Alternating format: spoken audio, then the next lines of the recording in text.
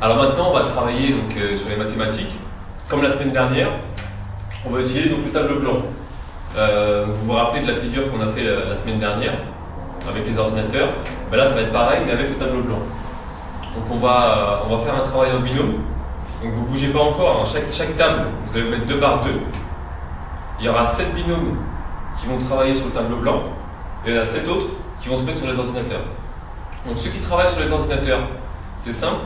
Vous devrez faire la figure à partir d'un programme que je vais vous donner. Donc je vais vous dire le programme, et sur ce programme, il y a les différentes étapes pour construire la figure. Ensuite, ceux qui sont sur le tableau, vous devrez vous inventer et trouver un programme de construction. Voilà. Les nouvelles technologies peuvent être un avantage. Elles sont attractives pour les élèves et peuvent apporter un gain de temps précieux lors des séances de travaux pratiques, mais il faut qu'elles soient bien conduites pour être plus efficaces en termes d'apprentissage qu'une séance de cours ou de travaux dirigés de même durée.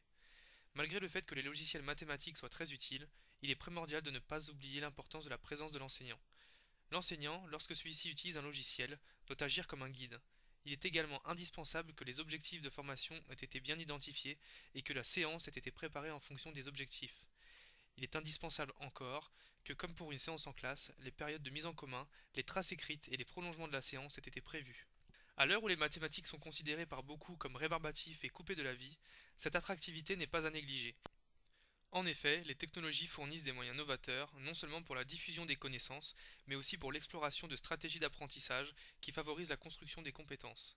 Les technologies de l'information et de la communication présentent de nombreuses et intéressantes possibilités pour les professeurs qui souhaitent expérimenter des activités où l'on cherche à rendre les élèves plus actifs et à les faire travailler ensemble à la construction de leurs connaissances. Lorsque les étudiants travaillent en équipe, les technologies de l'information permettent d'éviter l'isolement, de favoriser les échanges entre eux et de développer l'esprit critique sur leur travail.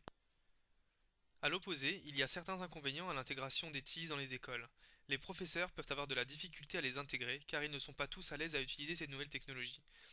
L'intégration des TIS dans les écoles est si peu avancée qu'il faudra des années avant qu'on puisse en évaluer clairement les avantages pédagogiques. L'expérience a montré que, dans le domaine de l'éducation, il est rare qu'on puisse faire état de façon convaincante des résultats positifs applicables à un grand nombre d'élèves. De plus, et d'un point de vue financier, la rapide évolution des technologies de l'information peut s'avérer un obstacle pour les établissements scolaires qui doivent se mettre à jour des plus récents développements dans ce domaine.